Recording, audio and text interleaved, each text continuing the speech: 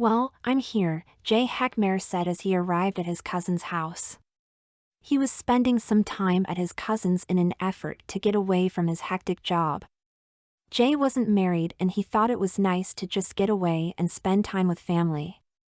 Jay was a man in his late 30s, about 5'10" and 170 pounds.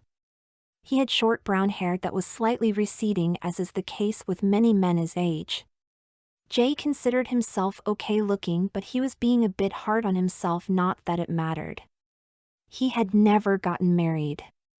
And didn't plan on it. Marriage just wasn't for him. He was a confirmed bachelor, as they were called.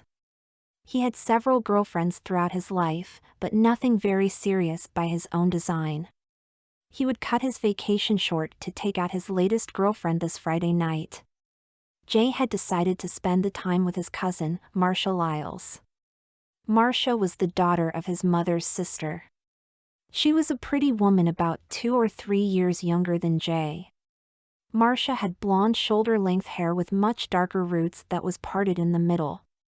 She was 5'5", a height that she thought was adequate enough to not need heels on a daily basis. She was a hard-working person who has had jobs since she was in her early teens, but still kept time for her family. She had been married to Jimmy for 18 years and they had 3 children. Their oldest was a 16-year-old boy named Dylan. Dylan was a thin boy who has about his father's height of 5'8". He had dark brown straight hair. It was probably the original color of his mother's, if she would let her roots grow out. Dylan was a nice enough boy, Jay thought, but he could get moody. On the times when Jay offered to help the boy with his schoolwork, the boy would say he already knew it all and refused to study with Jay. But eventually the boy would calm down, and once working he would stay on track until they were done. Jay was impressed that distractions like phone calls and texts didn't sidetrack the boy once studying had finally started. Marcia also had 2 girls, Julianne and Sophia. Julianne was a vivacious 11-year-old and Sophia was a cute 4-year-old. Julianne had brown hair like the rest of the family. It wasn't as dark as Dylan's, but it was also much longer, extending to but not touching her shoulders. Sophia was the only one in the family whose brown hair was curly. Jay, who was now a computer programmer, had spent several years teaching high school. Marcia had asked him to help Dylan with a state exam he was taking the next day. Jay was happy to help his cousins out, especially since they were being so nice to let him stay the entire week.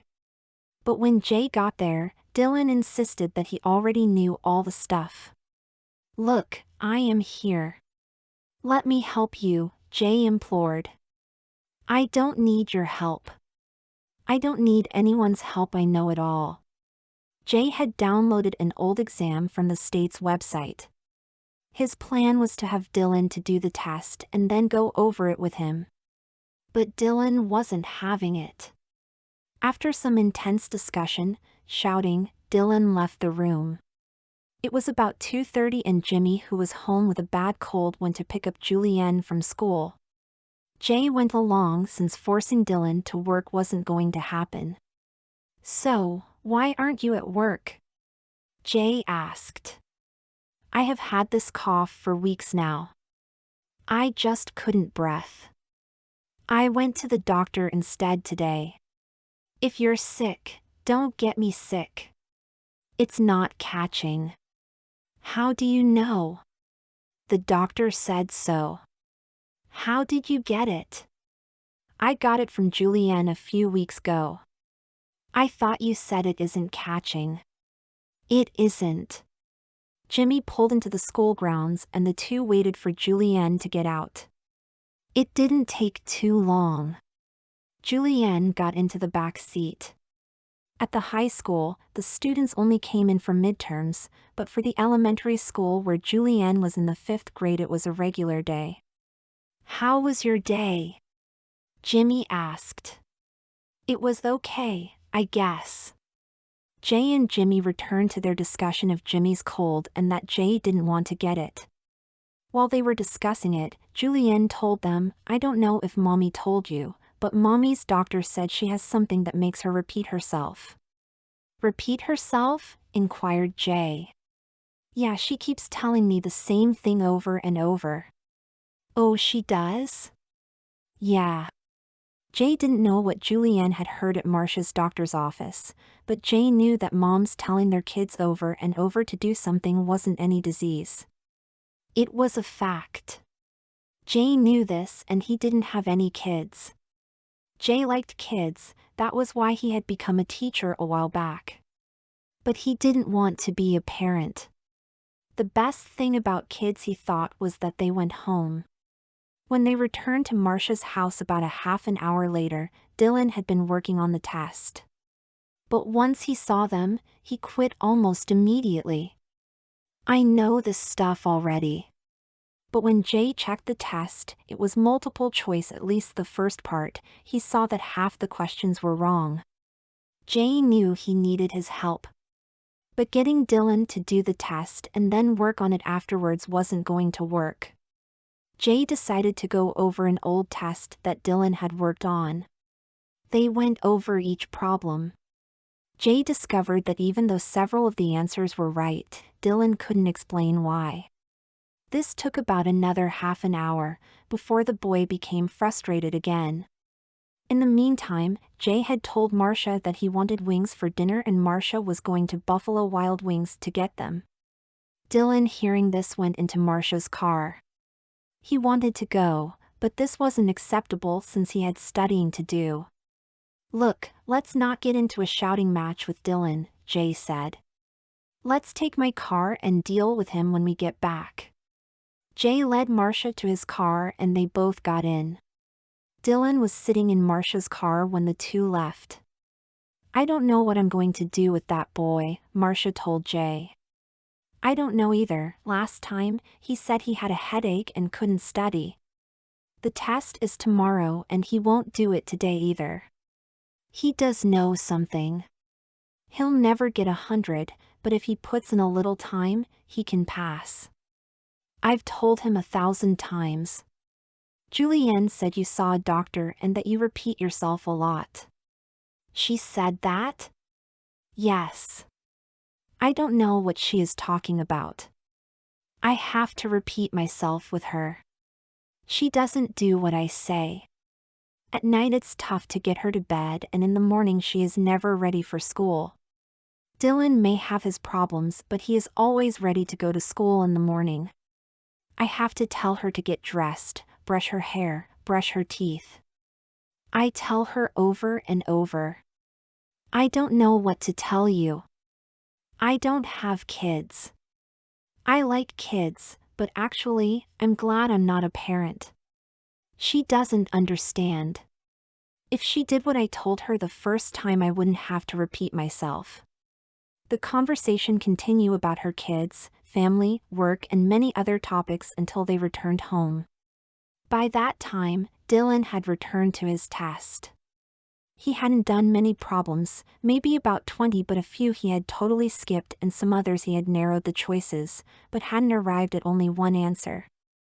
After the wings, Jay got down to studying with Dylan. Dylan wanted to buy some sneakers and Marcia had promised him. But not until after they had finished studying.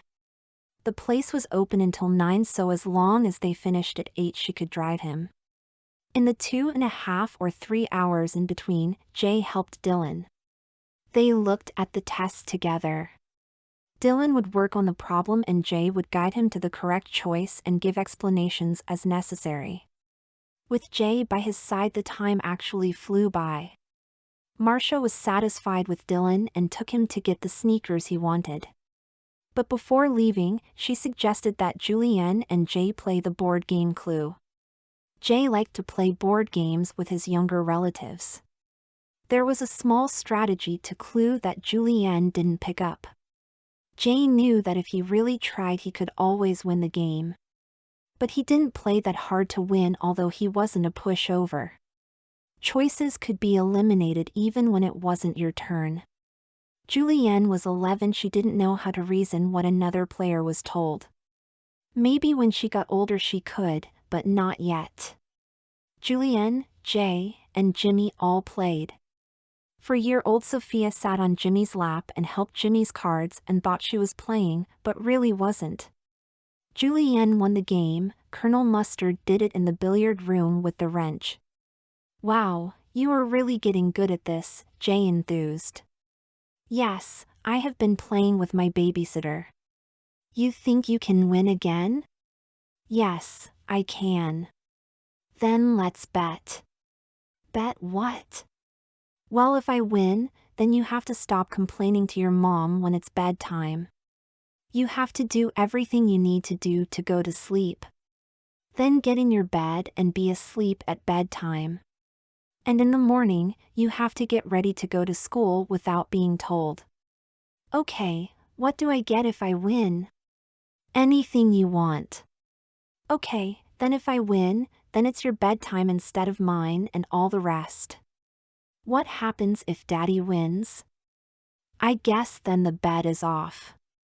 But if I beat you, then you must go to bed on time like your mom wants you to. And if I win, then you have the early bedtime. Right. Jimmy wasn't paying attention. He was mostly entertaining Sophia. It's a bet, Jay agreed.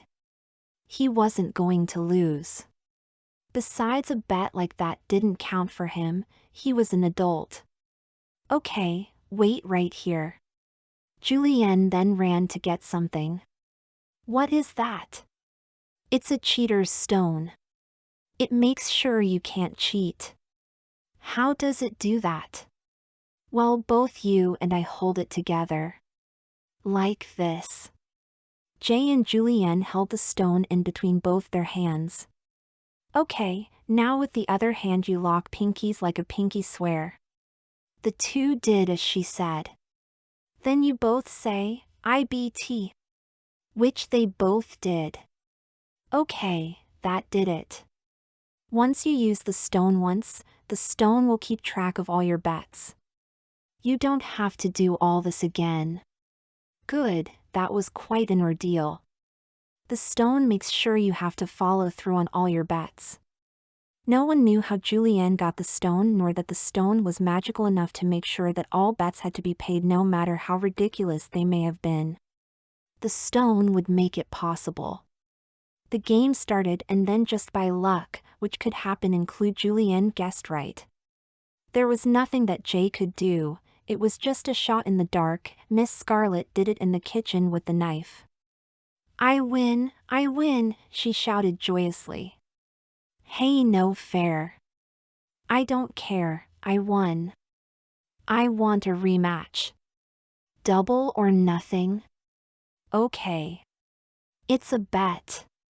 The next game started, and it didn't go as fast as the first. Jay was sure who did it and with what, but hadn't decided upon the room. Before the game was over, Marcia had returned home with Dylan. The bet had influenced her, and everyone else, without them knowing it ever took place. Okay, Jay, your bedtime is soon, you have to get ready. But. No buts. You know what to do. Do it now. Jay did know what to do. Julienne's entire bedtime ritual he now knew. He wanted to resist, but he had to leave the game. Jay couldn't help himself. The cheater's stone forced him to follow Julienne's routine to the letter.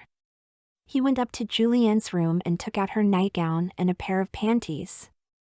He didn't want to, but he couldn't help himself. He didn't know how he could fit into either of them. Then he went into the bathroom and took off his clothes. He put his used clothing in the hamper. Then turned on the shower and stepped in. He washed and conditioned his hair and washed all over his body. Then he left the shower and dried himself off. He wrapped the semi-wet towel around his chest, like Julienne was supposed to do, and then brushed his hair. Sitting upon the toilet with the cover down, he did 50 strokes on both sides of his head as if he had long hair. It didn't matter that his hair was short. He then stood up and pulled on his panties. It was very tight. There was barely enough stretch to get them up his legs, but somehow it made it there. His penis was trapped close to his body by the panties. It was almost painful. The nightgown was easier. Nightgowns are made to hang loosely on those who wear them. This nightgown was tighter than it was supposed to be, especially across his chest, but he could get it on. Once he was done, he headed towards Julienne's bed. He couldn't help himself. He found a glass of water waiting for him on her nightstand. He dutifully drank it. Marcia came to tuck him in. Then she gave him Julienne's stuffed rabbit and he put it under his arm. Finally she picked out a bedtime story and started to read to him. Before it was done, Jay had fallen asleep. While Jay was getting ready for bed, Jimmy was putting Sophia to bed too. Afterwards, Julienne said, "Let's finish the game. It's done now. It's almost over. It's not fair that Uncle Jay had to go to bed. You take over for him until we finish," Julienne told her mom. The game was continued, and since Marcia had to start from scratch and Jimmy wasn't paying attention, Julienne won. Now she had the double or nothing. She would decide what she won later. She stayed up as late as she wanted, just like Uncle Jay. Well, technically he was her cousin, but she called him Uncle Jay, would have. When she was tired, she went to bed but found that Uncle Jay's clothing wouldn't fit her. With her winning bet she said, "I want our clothes to fit." All of the clothes in the suitcase and everything else resized for her thin body. The same happened to the clothes that Jay was wearing. The panties stretched to a size that would accommodate him, along with the nightgown and everything else in Julienne's closets and drawers. In the morning, Marcia woke up Jay. "Wake up, it's time to get ready for the day." Jay was compelled to follow Julienne's morning ritual just as she would. But when Jay woke up, he found that he had his typical morning wood. This would have been painful for him if he was wearing the several sizes too small panties he had gone to bed in, but now that his clothing had adjusted, his member actually felt quite good under the smooth material of Julienne's panties. But he didn't worry about that now. He was much more concerned to find himself still in Julienne's bed. He didn't notice that the nightgown he was wearing had grown either. He was torn between staying in bed and hoping this nightmare would end and leaving it to get everything back to normal. He really didn't have any choice in the matter. Once Marcia told him to get up, he had to do it. He got out of bed. He was still hugging Julienne's favorite stuffed animal, Rabbit. He left the bed and went to Julienne's drawers. He didn't want to, he just did it sort of on autopilot. Inside her drawers he found a new pair of panties in a soft blue color and some matching socks. Then he looked into a lower drawer for a nice t-shirt. The t-shirt was just like any other t-shirt. It was a gray t-shirt with capped neon green sleeves that said "Winning Streak" on fleek. He didn't know what that meant, but it wasn't too girly, so he selected it. Finally he went to his closet to pick out a pair of jeans. It didn't surprise him that all the clothes fit him. Even Julienne's sneakers, Skechers girls' sneakers in purple and black with laces, fit. Once he had finished selecting his clothes, he took off his nightgown and panties. The panties went into the hamper, and the nightgown he knew instinctively had to be returned to its hanger in the closet. He was now naked and started to dress. Marcia, still wearing her nightie, went into the room without knocking as she had thousands of times before and saw what Jay had selected. "Aren't you going to wear a bra?" "I don't need one," Jay explained. "No one needs a training bra. But we all wear them so we can get used to them when we do need a real bra." What Marcia said made perfect sense if in fact it was an 11-year-old girl who was getting dressed, but Jay was neither of those things. Wearing a bra was just one more step in what Julienne did to get ready in the morning, and so Jay had to do it too. Julienne had said similar things to her mom that Jay had said, and they had gotten into a similar argument. But Jay was compelled to not only do Julienne's morning and bedtime ritual, but to do it without arguing with Julienne's mother. Jay returned to the underwear drawer to find a bra. The bra was lightly padded without any real cups and like the rest of Julian's clothing fit Jay perfectly. Jay got dressed, fixed his hair, brushed his teeth, put away his used clothes, put away his toys and made his bed just as Julianne was expected to do and then came down to breakfast. Julianne was waiting for him. She was wearing Jay's clothes although they were in a size that fit her perfectly. Jay assumed she was wearing his briefs too, just as he was wearing her panties, but he couldn't be 100% sure one way or the other. Julianne and the rest of her family were also sitting around the table waiting for Marcia to fix breakfast. On the table were empty bowls that would soon contain the sugary cereal which Jay was expected to eat. Everyone saw Jay dressed in Julianne's clothing and didn't say a word. It all seemed quite normal to them although Julianne usually arrived at the table a little later than the rest. Dylan might have had his problems, but he was never late for school and never had to be reminded what to do to get ready. A few moments later, Jimmy came down to breakfast. He was dressed in his work clothes. He was the supervisor of the superintendents of several high schools. He couldn't wear just the usual maintenance man uniform, he had to look the part. He came down wearing a black tea-length formal dress. It was a one-shoulder dress which had a satin bodice and a tulle skirt. The belt which accentuated the natural waist was made of stretch satin. It had a low back. Jimmy preferred low back or open back dresses since he thought they emphasized his best feature, his slightly hairy back. He didn't like wearing the hose or the heels he had to wear, but dressing properly was part of the job. "You look good," Jay told him. "Thank you, I have to dress up for my job. I wish I could go back to the jumpsuits I used to wear when I just started out. But when you make it to the top you have to look good."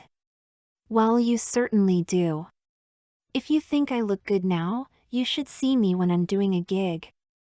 You should see us perform." Jimmy and two of his friends were in the Supremes cover band. Jimmy didn't play Diana Ross in the band. "I know, I should," Jay agreed. He had never seen Jimmy perform. Not when he was in a Beatles cover band or when that changed, due to the Cheater's Stone a while back, to the Supremes. "But my singing is nothing. If you want to hear some great singing, you should come down and hear Dylan. He is the lead soprano in the choir. He is also taking ballet lessons too. Maybe he'll be a professional ballerina or singer in a few years. He is quite talented." "Dad," Dylan whined while Jimmy was describing his son's talents. "It's true, son. I have great faith in you. You can make it, if you can just focus." "Julianne," Jay told her confidentially, "we have to fix this." "Fix what?" Julianne said with mock sincerity. "You know what. This, the way I am dressed and all the rest. Well, it was a bet. The only way to change it is to bet again, double or nothing. We don't have time for a game. You have to get to school soon." Jay had to follow all the bedtimes and morning stuff, but the bet didn't say anything about going to school. "I have an idea. Let's bet on whoever can finish their cereal the fastest." This seemed like a good bet to Jay. He was an adult with a bigger mouth. He would force himself to win, then this would all be over. "Okay, it's a bet. Double or nothing." "Okay, let me see, if you win. Then it is all back to the way it was. But if I win, then you have to go to school for me." "Go to school? You mean drive you to school?" "No. Go to school like I would have to and sit in class." "I can't do that. I'm not a kid."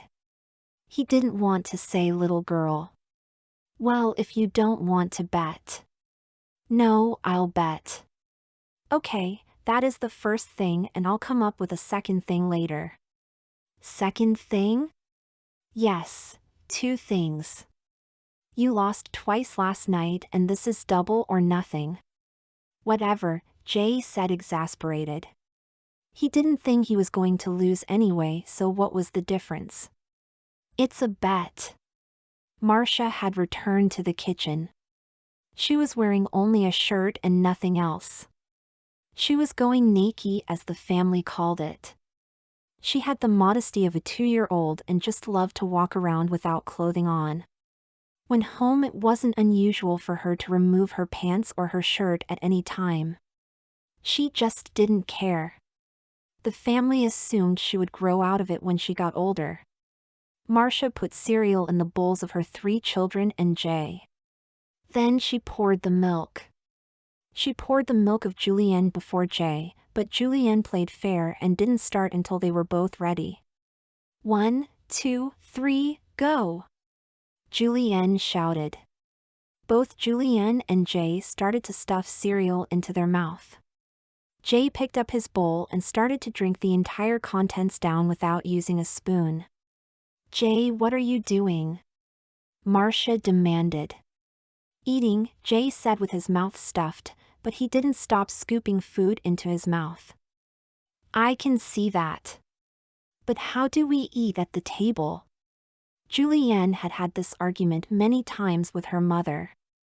The proper way to eat was to carefully spoon the food into your mouth and then chew it thoroughly with your mouth closed until it was done.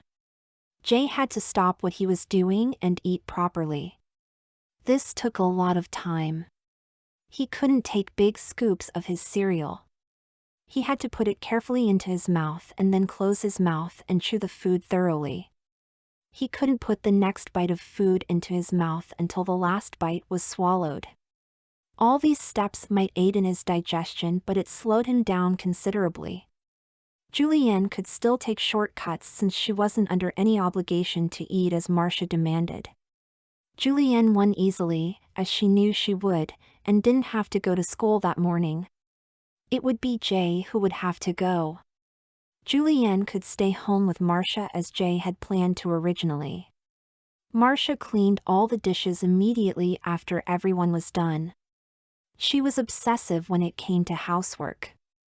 She wasn't always this way. Just like her newfound lack of modesty, she had also made a bed of 2 using the cheater's stone. Once breakfast was over, Julienne gave Jay her book bag and her lunchbox. Jay was still an adult and didn't need to be taken to school, he could drive himself. When it was time to leave, Jay took his school supplies and went to his car. He then drove the approximate half-mile to Julienne's school. He didn't want to do it. But as with everything else, the cheater's stone made him. Julienne, who was still tired, went back to bed. She had only gotten up to see Jay. She wasn't even wearing her day clothes when she had made the bet. She knew she would win. She would think about the second part of the bet after she was up for the day. She could sleep in until noon if she wanted to. Jay drove to the school. He couldn't park in the school parking lot that was only for teachers and parents who were dropping off their children. There wasn't a parking lot for students, obviously, as the oldest students were 12 and maybe an occasional 13-year-old. None of them drove cars to the school as was possible in high school. Jay found a spot on the street close to the school and walked the short distance. The school wasn't very far away from Marcia's home and he could have walked the entire distance if he wanted to, but he didn't. He had a car and he wanted to use it. He walked straight onto school grounds and no one said a thing to him. Then he entered the school and still no one said a word. Not the students nor the guards who were posted at the door. He went in just like the rest of the students. He walked the halls and none of the teachers he passed gave any notice to him being out of place. By instinct he arrived at Julienne's 5th grade classroom. "Ah, we have been expecting you," the teacher said. "You have?" "Yes, you are taking Julienne's place today, aren't you?" "I guess I am." "I'm Mr. Kern." "What is your name?" Mr. Kern was an 11-year-old boy dressed in a business suit and a tie. Even though he was the smallest boy in the room, he had the demeanor of a teacher who didn't take any crap from his students. He ran a tight classroom. All of his students were well behaved. Whether Mr. Kern was the winner or the loser of a bet, only the cheater's stone knew. I'm Jay Heckmare. Then a moment later he added, Julienne's cousin. Fine, Jay. Let me introduce you to the class, Mr. Kern said. Then in a louder voice, children, can I have your attention? The class quieted down. Mr. Kern was a good teacher and had trained his class well. This is Jay. He will be filling in for Julienne for a while. I want you to give him the same respect you would give to Julienne or any other student in this class. Is that understood? The class responded with, Yes, Mr. Kern. Jay thought about what he had heard. Mr. Kern said filling in for Julienne for a while, not a day. Jay might be here all week until he goes home at the end of his stay. This wasn't going to be good. But at the moment there was little he could do about it. He would have to figure out a way to get back to normal. Jay felt like a new student at the first day of being transferred to a new school. He didn't want to be there, but he knew this is where he belonged. The only way out was the double or nothing thing. He had to figure out something that only he could win. That is Julienne's seat and now it is yours, Mr. Kern said, indicating a seat in the third row on the left side of the room. Jay took his things, book bag and lunchbox, and proceeded to the appropriate desk. Jay took his seat and resigned himself that he was stuck in this class just like any other fifth grader. He assumed the work would be easy, but who knew? Not everyone won the Who Wants to Be Smarter Than a Fifth Grader show. Jay looked around the room. It was typical of any elementary school room. Here were colorful posters on the walls in a variety of subjects: English, math, science, and social studies. There was also plenty of the students' work hanging from the walls. All had exceptional grades printed upon them in a bright red pencil, usually a 100%, but there were some 90s too. A long chalkboard took up the front of the room. To the left were windows and heating elements. On the right were the coat closets and in the back were cubbies. Before heading to his seat, Jay went to the coat closet, found an empty hook and put his jacket upon it. Since he was the tallest student in the room, by far most of the top hooks were empty. He selected one closest to his seat. Jay found himself surrounded by boys. The seats had been arranged such that the boys and the girls were interdispersed. This was a sensible precaution in a world where the boys and the girls each thought the other had cooties. As far as Jay could tell, everything was perfectly normal. The only thing wrong with this entire school was that he was in it and no one seemed to mind. Taking his seat, he did what the other students had done. He took out his workbook and did the problem on the board, which was labeled "Do Now." The problem was on fractions. There were a list of fractions with one missing and he had to figure out what was the missing fraction. It was very easy stuff and he finished quite quickly. He wasn't the first to finish the problems. Some of the students had started before he had, but when he was done he had time to think. Jay couldn't really believe where he was. He was a grown man in a school with fifth graders. Anyone else would be arrested, especially in this day and age where the world seemed to be full of nuts. The clothes he was wearing weren't particularly girly. Jeans and a t-shirt were fine, although neon green wasn't really a manly color. His shoes were definitely a bit girly. What he thought was purple in Julienne's room was really a dark pink now that he took a better look at them. The socks he was wearing, which peeked out between his jeans and his shoes, was more colorful than he had ever worn. The girliest thing was his panties, which no one saw of course, and his bra, which no one could see directly, but the outline of the straps could be clearly seen under his shirt. The light padding did make a slight indentation in his shirt in the front also. Jay tried not to dwell upon that. He tried to convince himself that the bra couldn't be seen at all, even though he knew from experience that outline of the straps of bras could always be seen under t-shirts. All the teachers and staff of the school treated Jay as if he was just another student, including Mr. Kern. The children were another story. He wasn't sure if they were treating him like they would any other student who was new or like an adult in their midst. Some students would take casual glances at him, others would stare openly from time to time. It didn't matter the gender of the student, both sexes would do it. No one talked to him and he didn't try and talk to anyone. Jay didn't see any reason to become friendly with any of the students. Besides, any talking between students was quickly put an end to by Mr. Kern anyway. All Jay wanted to do was get through the day. A short time later, Mr. Kern came to Jay's seat. "Now over there," Mr. Kern pointed to an area on the chalkboard in the left corner, "is where we write down tomorrow's homework. Write it down and do it at home," Mr. Kern said confidentially. Jay wasn't sure if he was supposed to do it or Julienne. This would be clearly Julienne's homework, but he was the one attending the class now and he didn't know what the gambler's stone would expect. He supposed the homework would be easy anyway. He decided to just write it down now and worry about who would do it later.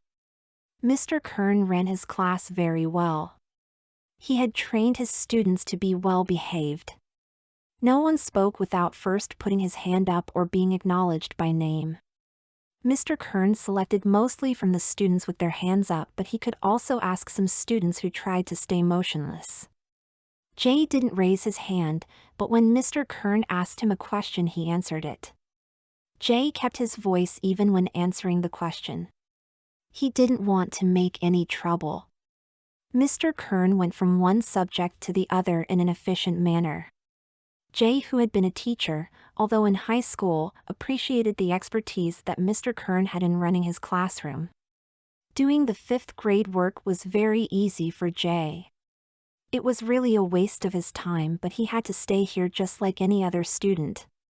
He didn't know how long this would last. It might last just until it was time to go home, but he wasn't sure. Did this mean, he thought, that he couldn't go home on Friday like he planned? Maybe he could, but he might be back at school on Monday then.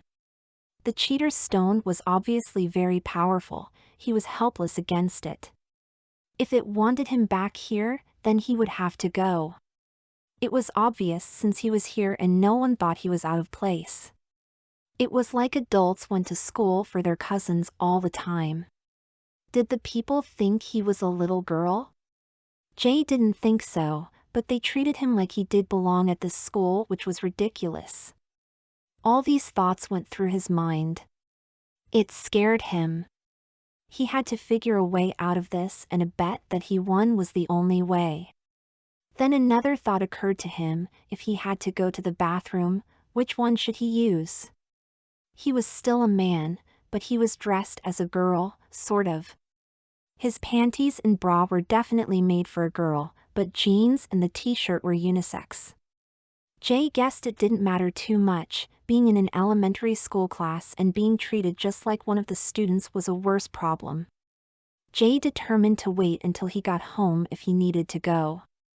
Back at home, Julienne finally got out of bed. She loved that she could go back to bed and sleep late. This was heavenly to her. It was great that no one told her what to do. When she got out of bed, she was wearing Jay's boxers and a pair of his pajamas, which had been shrunk to fit her frame. Jay usually didn't wear pajamas at home, but he had bought this pair for the trip since there would be children around. Looking into Jay's suitcase, Julienne looked for something nice to wear. But there wasn't anything particularly nice. It was all just a bunch of men's clothes. There wasn't anything colorful or in a nice fabric or style that she liked. There were a bunch of jeans and t-shirts. But even the t-shirts were very ordinary. She didn't like them at all. She decided to use the second part of her bet to change things. She could have changed the clothes to more feminine clothes as she had changed the size, but decided to make her like the clothes that Jay had brought instead. She would now only like for herself male and unisexed clothing. She didn't use those words, she didn't even know what the word unisex meant. But the cheater's stone could understand her. She now felt totally comfortable in any clothing that Jay had brought or owned. As the hours passed, Jay found himself looking around the class and at the students. There was a pretty girl who was wearing a very nice top. He hadn't noticed it before. It was a true top, not a t-shirt like he was wearing. The top was woven with ruffles all over and flutter sleeves. It was mostly light blue, but it had a very pretty floral design throughout. It had a rounded neck, not just a plain crew neck like he was wearing. Looking down, he saw that she wasn't wearing jeans either, she was wearing leggings to match the top. Jay realized he could have worn clothing like that. He didn't have to wear boring clothes like jeans and t-shirts, for now he could wear something really nice. This might be the only time in his life he didn't have to wear just boring male clothing, he could wear something with style. He realized that he had always wanted to try on such things, but he was afraid to. He didn't want anyone to call him names, but after the bet he didn't have to worry about that anymore. Wearing a bra now seemed like fun, and he was glad that Marcia made him. Despite their color, he was really just wearing plain sneakers. He remembered seeing a cute pair of shoes in Julienne's closet, but he had decided upon the sneakers instead. He didn't know why he didn't at least try them on. He thought this was a chance of a lifetime to wear girls' clothing to see what it was like. Jay didn't know that the next phase of the bet was made since he hadn't heard Julienne make it, but he now found any clothing that was masculine or even unisex pretty boring. He just didn't want to wear them anymore.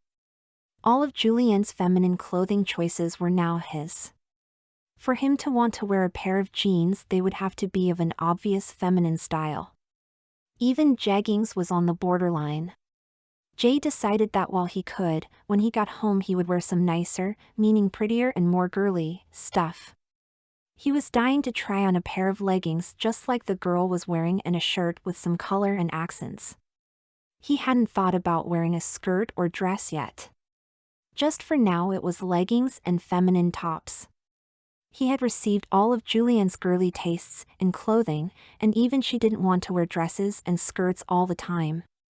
She was only 11.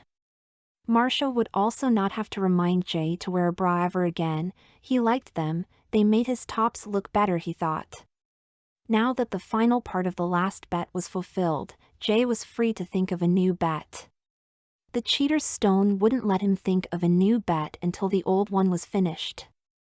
He didn't realize that it had worked that way. He didn't even consciously know that Julienne had completed what she wanted. Jay wanted to get home and win back his life. That could wait a little while until he tried on some things. This would be the only time he could do so without anyone else or even himself thinking he was a transvestite. He wasn't going to let this opportunity pass by. With plenty of time to think, he had to think of a bet with Julienne that he knew he would definitely win. He decided upon betting that she couldn't solve a riddle. He knew a bunch. He had been exposed to them as he was growing up. The answer would be things like the letter E, a river, time, and all sorts of esoteric things. He was sure he could remember one that Julienne couldn't figure out. He would just have to come up with one that she hadn't heard before. That was the problem, people told these famous riddles all the time, maybe she had heard one. Jay spent the rest of the day coming up with the perfect one. He wanted to test it out on one of the students, but he was mostly left alone by them.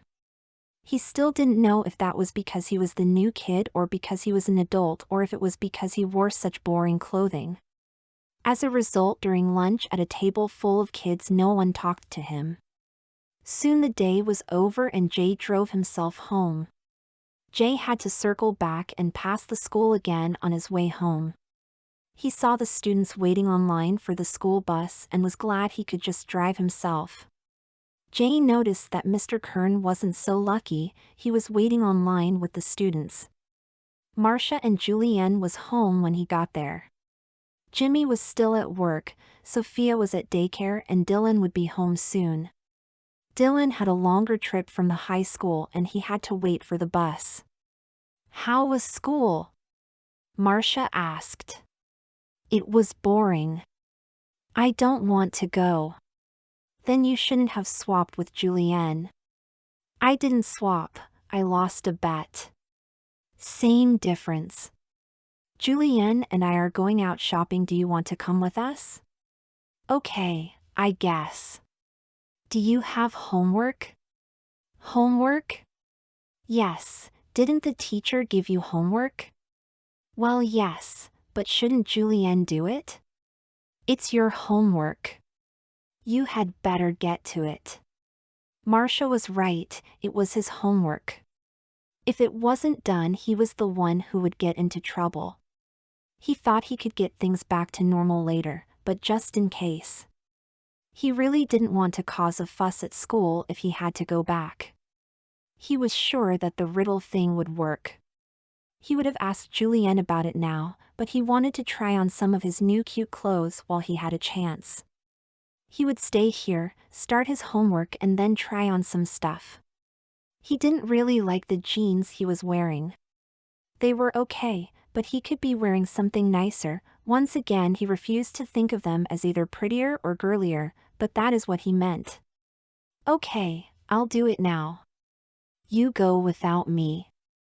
Once they were gone, Jay finished his homework in a few minutes and then went off to Julienne's room. He took off his sneakers, jeans and shirt, leaving him only in his socks, panties and bra. The panties were a bit plain looking to him too, but maybe next time he would put on something else. He was determined to put on something like the girl he saw.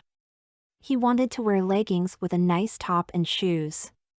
He found some printed ankle leggings with a black and pink heart pattern. They were made of cotton with 5% spandex which hugged his legs. He had never worn pants that hugged his legs so. They were very soft and he loved the feel. Jay never knew clothing could feel so comfortable. Even his favorite most worn-in jeans didn't feel this good. He moved his hand up and down his leg, just enjoying the softness. Then he found a white off-the-shoulder scalloped top with blue lace trim. This was also something new for him. He had never worn anything that was off the shoulders. It had a scooped neck, but wasn't too revealing since it was designed for a tween girl. He just loved it and it worked so well with the leggings. It even hung low enough on his leggings that it covered the bulge that would have been clearly evident. Next he found a pair of sandals with a small heel and a strap around the ankle. He put them on, but these sandals were made to be worn with bare feet, so he removed his socks and then put the sandals on once again. His outfit was complete. Not only did he look good, but the clothes were super comfortable. He even liked how his bra straps could be seen above the shoulders of his top. The white top with the white bra worked very nicely. Everything looked so nice on him and felt so good that he decided that as long as the bet was in effect that he would always wear the clothes that he couldn't wear normally. He didn't want to wear skirts all the time, but these leggings felt heavenly on his legs. Maybe next time he would wear them with nylon panties. He had never worn nylon underwear before. He was sure they would feel great too. He was about to leave the room when he realized that his clothing was thrown on the bed and on the floor. He knew he couldn't leave them that way. So he put his soiled clothes into the hamper as he had done the night before. Jay debated upon driving over to the grocery store where Marcia and Julienne were. He wanted to show them his outfit, but he thought that doing so would make him seem too immature. He was still a man, he knew. He decided to watch some TV and wait for them. Dylan had already returned home from school. Dylan had taken off his shoes and socks, although still in his school clothes, and put on ballet slippers. He was practicing his glissade assemble on the hard wooden floor. He bounced back and forth from one side to the other. Jay decided to watch him for a while. Even though Dylan wasn't properly dressed, in a leotard, he did look good. Jimmy was right, Dylan certainly had some dancing talent. Jay was hoping that Dylan would notice what he was wearing and say something nice about it. Dylan had never seen him dressed like this, no one had. But he didn't say a word. He simply didn't care about Jay's outfit. Dylan finished up what he was doing and took a seat on the couch to watch some TV. Your dad was right. You are very good. Thank you. My teacher says I am the best in the class. I practice every day I can. Even when I don't have class. I can tell. Keep it up. Jay decided to keep the conversation going. How was school today? It was boring. Me too. I heard you went to school for Julienne. Yeah. Are you going to go tomorrow too? I'm not sure, I think so. I don't know how it works exactly. Me neither. But I don't like to bet anyway. I think that is a good idea. Stay away from gambling. It can cost you. In the end, it would cost Jay everything. If you say so. I just don't like it. Neither had any idea that Dylan had bet and lost some time back. A while later, the phone rang. It was Marcia. I'm running late. Can you pick up Sophia from daycare? Sure thing. I'll call daycare and let them know to expect you. She'll be ready in about 15 minutes. I'll be there, Jay agreed, and then to Dylan, want to come and help me pick up Sophia? I don't know. I'll get ice cream on the way home. Dylan may be 16, but everyone likes ice cream, so he decided to come along. Jay secured in the spare car seat into back seat. Then they went to pick up Sophia. Dylan had to put back on his sneakers to go outside. The daycare wasn't too far and Dylan knew how to get there. Dylan waited in the car while Jay went inside to get Sophia. He didn't take his jacket since it was only a few steps to the door. This was the first time he was walking on the pavement in heeled shoes. The heels were small and designed for girls, but it was a strange experience nonetheless. He had gotten so used to wearing leggings by now that he didn't notice them. What he did notice was the wind on his uncovered shoulders. It wasn't that it was really cold, it was just unexpected. Jay went inside and told them who he was. They said they had been expecting him and brought him into the facility to get Sophia. A woman inside noticed Jay's top and liked it, but she didn't say anything since she didn't know who he was. There wasn't any shock about how Jay was dressed. An attendant was helping Sophia get ready. Once Sophia had her jacket on and all of her stuff, Jay took her by the hand and led her to the car. Sophia got into the back seat and sat in the spare car seat. Jay drove them to the ice cream shop and they all got out to select their flavor. Jay put on his jacket this time to keep his bare shoulders warm. Everyone got their pick and the trio ate the ice cream in the shop. Jay didn't want his car to get all dirty. It was at the ice cream shop that Sophia noticed what Jay was wearing. You look very pretty, she said. Thank you, Jay said, not wanting to correct her to use the word handsome instead of pretty. Sophia was only 4, there was no reason to make the girl feel bad. Sophia, how was daycare? It's not daycare, it's my school. The daycare was known as school to the attendees. Okay, how was school? We had lots of fun. We played singing games. Like what? Sophia tried to sing the song she had learned, but without music and the help of the attendant she got it all wrong. But she pressed on regardless. Wow, that was great. You're a good little singer, Jay enthused. What else did you do? Sophia explained as best she could what she did. For half the time, the boys and girls were separated to do their own activities. There were a few activities that both genders did together, such as singing. But for the most part, the boys played boys' games with the other boys and the girls played girls' games with the other girls. During their conversation, Dylan's cell rang and he answered it. It was his girlfriend. Dylan's girlfriends used to be under 17, now all his girlfriends are over 71. What's wrong? Jay asked. It's my girlfriend. She said they are going to be playing bingo at the home. She wanted to know if I could come. Are you going to go? I don't think so. Why not? We got into a big fight last time. I told her she has to keep her dentures in when she sees me. But she doesn't. Then when I complain, she says she can't hear me because of her hearing aid. But I know her hearing aid works just fine. I don't know, I might have to break up with her. Relationships are always complicated. I have similar problems with my girlfriends. Girlfriends? Yeah, I have 3 right now. How do you juggle that many? I just do.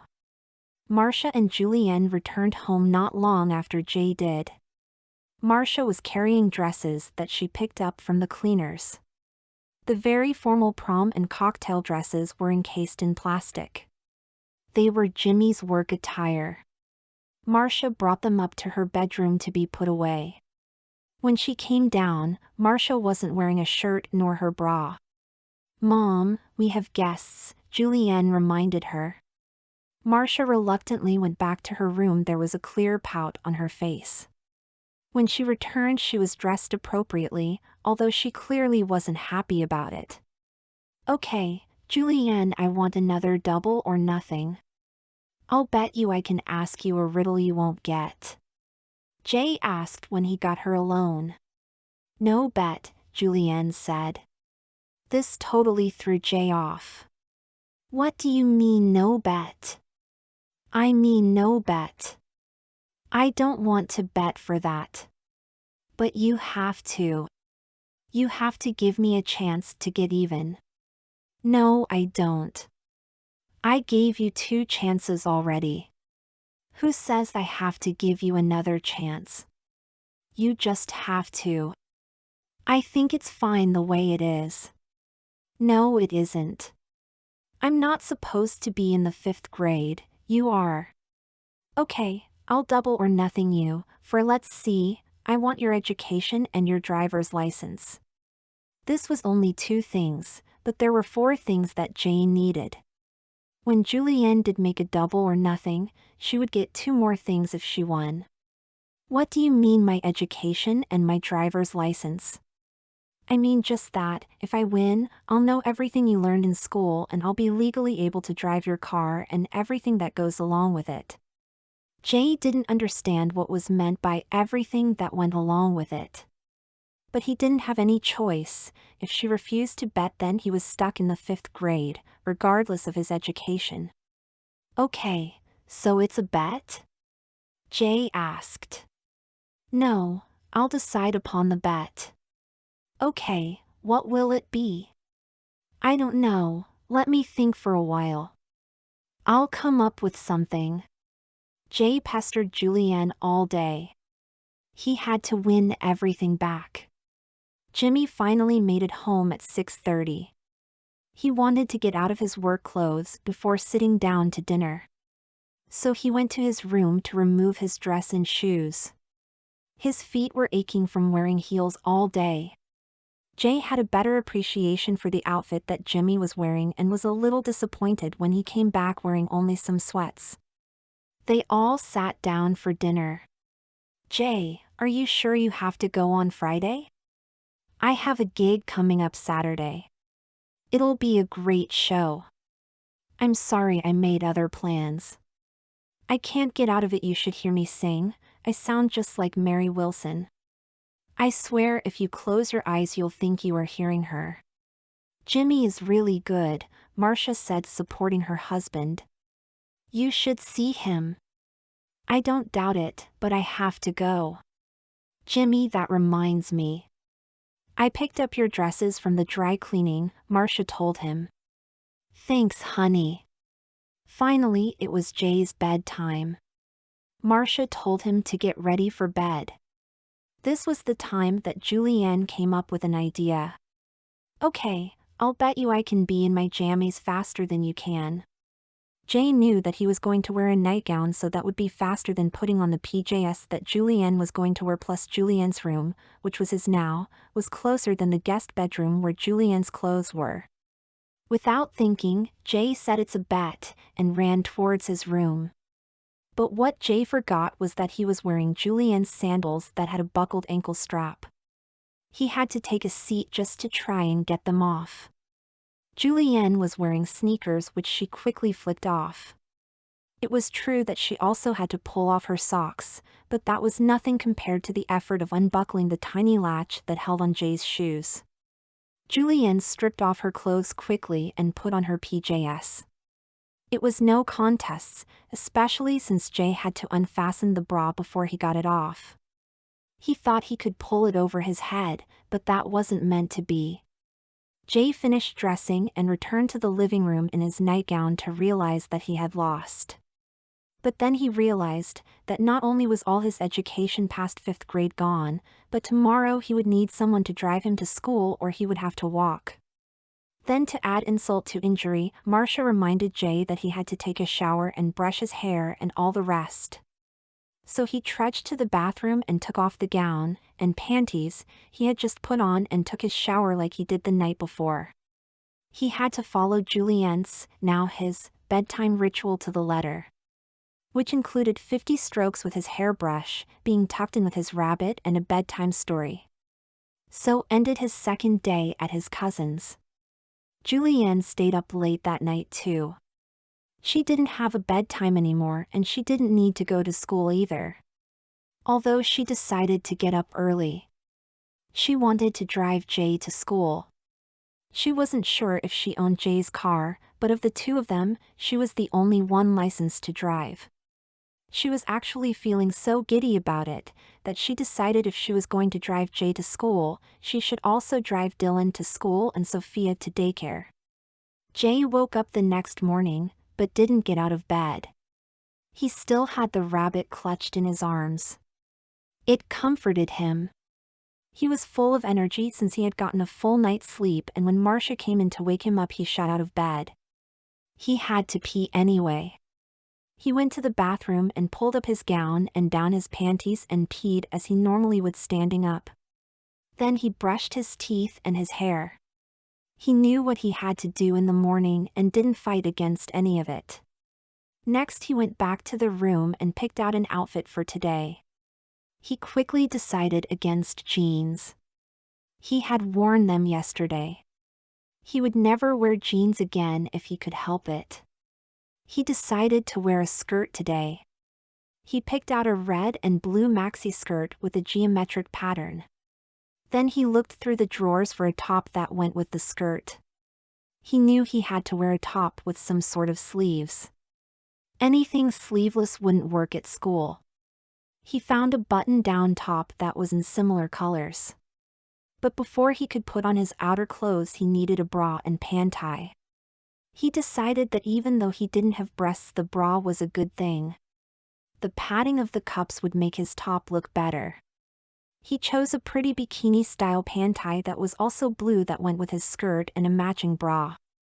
He didn't want to wear pantyhose, so he found a pair of nude knee-high stockings to wear with his ballet flats. Without any procrastination, he was ready in no time. Arriving at the breakfast table, he saw that only Dylan and Sophia were there. He ate his breakfast. Marcia was happy that she didn't have to hurry him along today. Julianne woke up a little later than everyone else, but that didn't matter too much. She wanted to drive everyone to school, so she got out of bed quickly. It was a breeze to get ready. Put on any briefs and a pair of jeans. Any t-shirt was acceptable with jeans. Then white socks and sneakers, and she was done. She pulled a brush through her hair a few times and she was ready to go.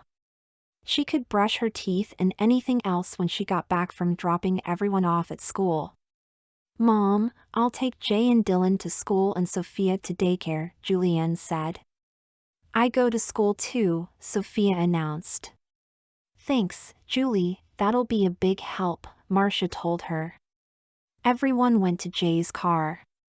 Julianne helped Sophia into her car seat in the back. It was still there from yesterday. Dylan got in the back with her and Jay rode in the front passenger seat. Even though Jay's school was closest, Julianne dropped Dylan and Sophia off first. Alone in the car, Julianne informed Jay that, I have decided. The next step on the bet is that almost all of your friends will be girls around 11. What? Don't worry. This will make school more fun. You will have friends there. But? Hey, unless you win everything back, you will be going to school for a long time. I don't want to go to school. Neither did I, but here we are. You had better get out. Jay did as he was expected. He took his book bag and lunchbox with him and headed towards his class. He knew where it was, including his seat in his room. Today he was proud of his apparel and wanted people to see him. He wasn't worried about someone saying he didn't belong and calling the authorities or whatever one did when an adult man entered a 5th grade classroom. While he was on his way, Julianne worked on the last part of her bet. There was a boy in her class, Anton, who she liked. While she was at an awkward age, she still thought that all boys were nasty. But there was something about Anton. She hated herself for liking him. He didn't know that she existed, but she wanted him to notice her too. She gave all her feelings for him to Jay. Julianne now no longer felt young nor naive when it came to her social life. She was now dating casually 3 women all in their 30s at the same time. She was sure and confident enough to go after any woman she wanted. It wasn't anything serious with any of them, although she had a good time with all. Julianne didn't want to get tied down to just one woman, and she thought that the girls she was dating knew that. But if they didn't, it didn't matter too much. If they got too serious, he could cut it off with any of them in an instant. She was going to cut her vacation short because she had a date with one of them, Valerie, this Friday. Julianne decided to call Valerie before she returned home to confirm Friday night. Women liked when you frequently called them anyway. The weekend was long, maybe she thought she should call one of the others and see if they were free on Saturday. In the classroom, Jay took his seat and immediately started upon the do now. He found the work challenging, but not impossible. When he got an answer right, he took pride in it. He had to work to get the answers now. Well, for some of the problems anyway. He still had time to look around the class, and he found that he really liked some of the outfits the girls were wearing. Most wore jeans, which he thought were just so plain, but there were a few in nicer clothing that he liked. While looking around, he spotted one of the boys. He felt a bit different. The boy had something indescribable about him. He was different than the other boys. He thought that maybe during lunch he could speak to him.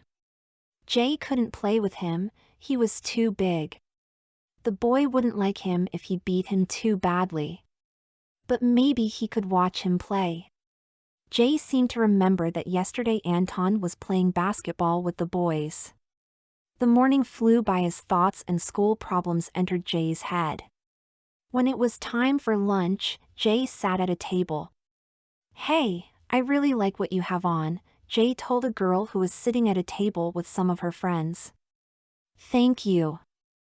I like your skirt too. I saw you are in my class." "Yeah, I guess I am. I'm Liz.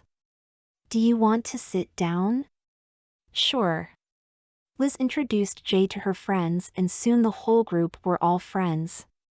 Jay liked most of the group, but he thought that Delia wasn't very nice. They started to talk about what they were wearing, then they talked about school and other subjects. Soon lunch was over. Jay didn't have a chance to talk to Anton. Jay was too shy to talk to him anyway, just as Julianne had been. Jay wished that Anton would talk to him first, but he didn't know how to get his attention. Jay had gotten along so well with Liz and her friends that she invited him to her slumber party. "I'll have to ask Marcia if I can go," he said. Somehow he needed her permission to do things like that now. He couldn't even walk home alone anymore. Julianne had gained, and Jay had lost, the rights when she took his driver's license. She could not only drive a car, but she could vote, buy beer, and do as she pleased just like anyone old enough to have a driver's license could. Jay, on the other hand, couldn't do some things, other things he needed Marcia or Jimmy's permission. Jay decided that he really wanted to go. He would wait for his next double or nothing until after the party, assuming Marcia would allow him to go. Julianne picked up Jay after school. Jay didn't want to swap back until after the party, so he kept his mouth shut. He didn't want Julianne to know about the party at all. Julianne was originally invited to the party, although she had forgotten all about it. She didn't want to go anyway. She was looking forward to her date on Friday. If she did, then she would switch back quick so she could go instead of him. Jay was not going to let that happen. "How was school?" Marcia asked when Jay got home. "It was okay, we learned fractions and spelling and stuff. But I have to ask you something." "What is it?" "Liz at school is having a slumber party with all the other girls, and she said I could come." "Can I?" "Please." "Well, there isn't any school tomorrow," Marcia said. The school was having standardized tests for the 4th and 2nd grade class. Jay, being in the 5th grade, didn't have to attend, so he didn't have any school tomorrow. "If you do all your homework now, then you can go. I'll call Liz's mother and see what the story is." Marcia was a good mother. She never would take her children's word and always checked things out before letting them go anywhere. But she saw no reason not to let Jay go if he wanted to. Homework had to come first. Jay finished his homework and picked what he needed, a nightgown for tonight and a change of clothes for tomorrow. He also changed for the party. He took off his skirt and decided to go wear a nice floral romper. The romper had short sleeves and a pink patent leather belt around his waist. It would be easier to move around in these clothes if there would be any rough housing like a pillow fight. He didn't want to wear sneakers, so he found a pair or slip-on shoes and no-show socks. If he had to move around, he could always take off the shoes and just run around in the socks. This left his bare hairy legs exposed, but he didn't care. Marcia had never taught Julianne how to shave her legs or armpits, but maybe she would have to teach Jay soon. Marcia made sure that Jay's homework was done and then sent Julianne to escort him to the party. Liz was several blocks away, and Marcia would never let him go that far without someone to accompany him. There were a lot of nuts out there these days. Julianne waited at the sidewalk while Jay walked up to the door. He rang the doorbell and Liz's mother opened the door. "Hi," she said cheerily, "I guess you are the new student in Liz's class." "I guess I am," Jay admitted and went inside. Julianne walked back home. Once inside, Liz's mother led him to where all the partiers were. Jay was the only boy technically, but he was treated just like anyone else. There were 6 girls in all, Liz and 5 of her friends. Jay knew all of the girls at the party except one. She wasn't at the table where the other girls had eaten lunch. Liz introduced Jay to the new girl and then Jay joined in the fun. They were playing a party game called Would You Rather? The girls had started before Jay had come and were well into the game.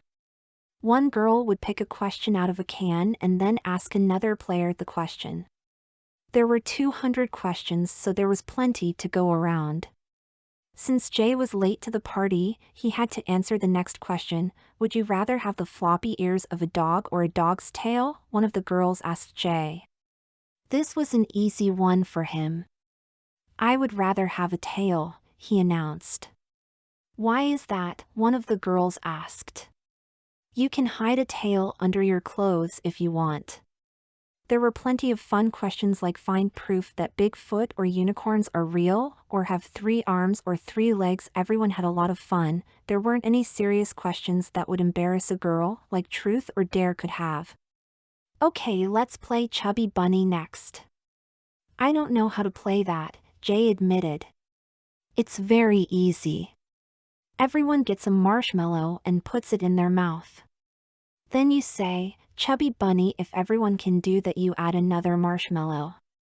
You keep doing that until only one person is left. You can't eat the marshmallow between turns. Jay was sure he would win this game. His mouth was certainly bigger than all the rest of the players. He did win it too. He thought that this would be a great bet to try on Julianne when he got home. He was sure he could beat her. There were other games. Jay and the rest of the girls had a lot of fun. Liz's mom came into the room and told them they should get ready for bed. Everyone started to take off their clothes to put on their nightwear. Jay was now just one of the partiers. He had lost all interest in girls, so he did the same. He removed everything he was wearing, including his panties, and changed into a new pair as he would have at Marcia's house. No one said a word, including Jay. Although Jay did notice that all of the girls were also wearing bras. None of them really needed one. There was one girl who had started to develop, but even she hadn't gotten too far along. Jay was glad that he had worn his. He didn't want to be the only one who didn't wear a bra at the party. Once they were all dressed, they played more games before it was bedtime. Jay and 4 of the girls slept on the floor. One of Liz's friends shared a bed with her. Jay had brought his rabbit to sleep with. This was the 3rd night in a row and it comforted him. He thought he should give it a name. Chubby Bunny sounded like a good name for his rabbit. He had gotten so used to, because of the cheater's stone, going to bed early that Jay was the first one asleep that night. In the morning they all had breakfast and talked about this and that. They were all going to a movie at noon. Jay wanted to ask the girls about Anton, but he couldn't do it. He didn't want them to know he had a crush upon him. Worse, he didn't want to know if any of the other girls felt sweet on him either. That would be very embarrassing. He tried to bring up the subject but kept chickening out. Jay didn't know that many of the girls had crushes that they didn't talk about. At least they didn't talk about in large groups. In the morning they each took turns taking a quick shower. Jay usually took showers the night before, but this was a shower in the morning household, he surmised. Due to the shower schedule and everything else, the girls were different stage of dress throughout the house. Liz's father wasn't there, so it wasn't any problem. This included Jay, who felt no embarrassment at being half-dressed in front of little girls. He would find it surprising to realize that he would have felt the weird around boys, or especially men. Liz's mom dropped Jay off at Marcia's house after the movie was over. Jay had had a great time and he told Marcia and Julianne all about it. But now was time to get back to everything being normal. He suggested that they bet upon who would win Chubby Bunny. Julianne said she didn't want to bet on that, besides they didn't have any marshmallows anyway. But you could drive to the store and get them, Jay insisted. No, I don't want to play that. You owe me a double or nothing, Jay insisted. I already gave you 3, she reminded him. Just one more. Okay, but I pick the game and I'll tell you what the double will be before we start. This will be the last double or nothing, no matter how it turns out. Okay, it'll be a simple toss of the coin. You pick and I throw it in the air. If you win, everything goes back to the way it was. And if you win? Well then, I don't want anything else from you. I already have everything. I can't think of anything else. But for my 8 choices, Jay didn't realize how many choices were involved now. Then I think I'll help Sophia. The first one, you know that Sophia has to wear a pull-up to bed. She was just potty trained not too long ago and she has accidents at night. You will be the one to have accidents and wear pull-ups. Then for my second one, Sophia will be going to 5th grade and you will be going to daycare. The third one would be Sophia would know everything you learned in school and you will be back to knowing what a preschooler knows. Julienne kept listing the betting stakes. In the end, Jay would end up being a little toddler. He wouldn't even be able to open the door of his own house, which had child safety locks, and all his friends would be 4-year-olds. Got that? Is it a bet? Jay realized that he would lose so much. Being treated like an 11-year-old wasn't great. While he did have a lot of fun and he didn't have any problems with Marcia about going to bed and things like that. But did he really want to be a little toddler in everything but body? Jay won what Sophia's life was. He heard what she did at daycare. He knew she was watched like she could hurt herself at any moment. Marcia personally bathed the girl every night. She couldn't read and couldn't even count to 10. She couldn't even play a simple game of Clue, which started all this. She had enough trouble playing Candyland. That would be his life if he lost the bet. Jay decided he didn't want to risk it on one toss of a coin. No, he said quietly. What did you say? I said no, no bet. Are you sure? I think I am. This will be your only chance. I'm leaving tomorrow. I have to be at work Monday. Julienne didn't mention that she had a date with her girlfriend on Friday night. I don't think I could handle being a baby if I lost, Jay admitted. Okay then, how about one last game of Clue before I go? Epilogue 3 years later, Jay got out of bed in the morning. He was still clutching Chubby Bunny when he woke up. He didn't have to be woken up, he was on a schedule and followed it to the letter. He was never getting ready for school. He hopped out of bed as he was well rested, being to bed on time the night before as he had always been for 3 years straight. He walked over to the bathroom, peed, brushed his teeth and brushed his hair, 50 strokes at least. His hair was still receded in the front, but had grown long in the back. It was long enough to touch his shoulders but not much farther. It was shiny as he washed and conditioned it every night before going to bed in his nightly showers. Looking in his drawers, he picked out a pair of panties and a training bra. He wore a training bra every day even though he didn't need one. It was natural for him to wear one even though his chest hadn't developed and would never develop. Then he found a pair of leggings and coordinated it with a nice top. He wore leggings 5 days or more a week. He loved leggings, they were so cute and he loved how they made his legs feel, they were so soft.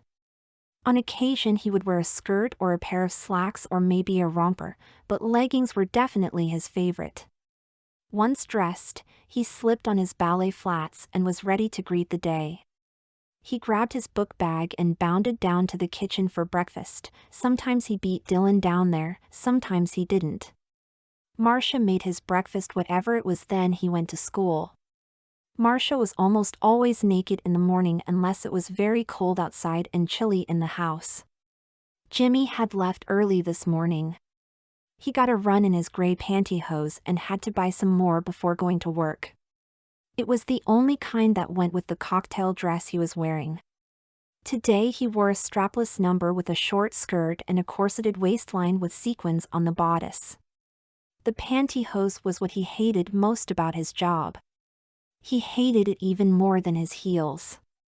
His heels made him stand over 5'10", which he liked. He wished he could wear some tights instead, but that wasn't professional enough, or so he thought. Sheer pantyhose was what was required, but in the end, for the money they were paying him, he supposed it was worth it. Jay was still in the 5th grade. Every September his new class would be in the 5th grade, the same as the spring before. Mr. Kern had been his teacher twice in the last 3 years, but this year it was Mrs. Santos. Dylan was in college now. He was majoring in dance and had lost a lot of weight, but he was one of the top ballerinas at his school, always bagging the lead role. Sophia was attending the same school as Jay in the 2nd grade. Dylan had to drive Sophia and Jay the distance to their school. Jay wasn't allowed to go by himself, and certainly not with Sophia alone. A responsible adult had to take them. At school, he greeted his friends, most of whom were in his grade is not his class. They were almost always girls about 11 years old. Liz and her friends had moved on. They were in middle school now and would be going to high school next year. Jay saw them in the neighborhood, but they were no longer friends. Jay was now friends with some of her former friends' younger sisters now. When the school bell rang, Jay would take his seat and do the do now like the rest of the class. He knew the work as well as anyone in the 5th grade, quite honestly as well as anyone in the 6th grade, but he was never promoted. When Julianne made the bet, she bet that Jay would take over her classes, and she had been in the 5th grade then. When she got Jay's education, she never needed to attend any other grades, thus Jay would always attend only the 5th grade. He would also never be able to vote, drive a car, buy alcohol, or even see PG-13 rated movies without a parent or guardian. Once he finished the do now, Jay noticed Evan. Evan was Jay's latest crush, although she hardly ever talked to him. She admired him from afar, hoping that Evan would ask him out, whatever that meant for a preteen. Jay's crushes never asked him out, they were just too young to care. Jay would crush on a boy for about 2 or 3 months, imagining that they were dating if he just happened to say hi or had any interaction, and then move on to the next boy. It was quite innocent for both of them. His best friends usually knew which boy he was crushing upon. Some of them had crushes too. Girls, it seemed, matured faster than boys. When Mrs. Santos asked for volunteers to show their homework, Jay's hand immediately went up. He was called upon and showed his work on the board. He got it right and was proud of his work. In general, Jay was happy. He was smart, for a 5th grader, and popular, at least with the girls in his grade. He might run for class president this year, and rarely gave Marcia and Jimmy any trouble at home, certainly not any problem when it came to bedtime or getting ready for school. What more could he ask for?